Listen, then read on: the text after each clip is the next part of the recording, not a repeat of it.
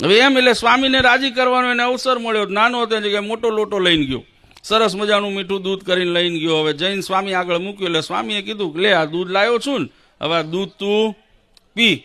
એટલે ઓલો વિચારમાં પડ્યો કે સ્વામીએ દૂધ મંગાવ્યું તો આ તો હું ઘરે ન પી લે, તો અહીંયા મંગાવીને મને પીવાનું શું? એટલે કે નાના સ્વામી તમારી સામે કેમ પીવાય આમ? એટલે સ્વામીએ કીધું હું કહું છું ને તું પી. એટલે સ્વામીએ કીધું એટલે ઓલાએ આજ્ઞા માની અને લોટો ઉપાડીને દૂધ પીવાનું શરૂ કર્યું. અડધો લોટો દૂધ પીધું ત્યાં સ્વામી ઓલા હરિભગતને અટકાવ્યો. અટકાવીને એને કીધું કે હવે એક કામ કરે, એક વાત કે મને દૂધ કેવું છે? એટલે ઓલો કે સ્વામી સરસ છે, મીઠું છે. એટલે એમ નહીં કે આ દૂધનું કેવું આમ આનંદ કેવો આવે છે? એટલે ઓલો કે સ્વામી આ સરસ મીઠું આવું દૂધ હોય, બદામ પિસ્તા વાળું હોય, એનો આનંદ તો અનેરો જ હોય ને. એ અનેરો આનંદ કેવો છે?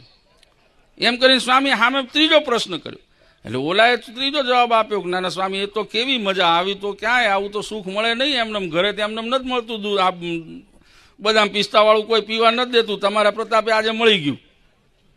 એટલે ઓલા સ્વામીએ તોય કીધું કે એમ નહીં, તોય તે પીધું, એનો આનંદ એની મજા કેવી છે કે તો ખરો. એટલે ઓલો હરિભગત 2 4 5 જવાબ આપે ને પછી ખીજાઈ ગયો. ખીજાણો એટલે સ્વામીએ ફરી જયારે પ્રશ્ન કર્યો ખરેખર નહીં આ દૂધનો આનંદ કેવો છે કે તો ખરો. એટલે ઓલા હરિભગતે ખીજાઈને જવાબ આપ્યો કે સ્વામી એમ કેમ મારે તમને વર્ણન કરવું, એ તો દૂધ પીવો ને તો ખબર પડે એની મજા કેવી છે. ત્યારે સ્વામીએ હામો વળતો જવાબ આપ્યો કે આ ભગવાનની ભક્તિ પણ કંઈક એવી છે કે એમાં ઊંડા ઉતરો ને તો એની મજા ખબર પડે, એ એમનું વર્ણન કરે ખબર પડતી નથી.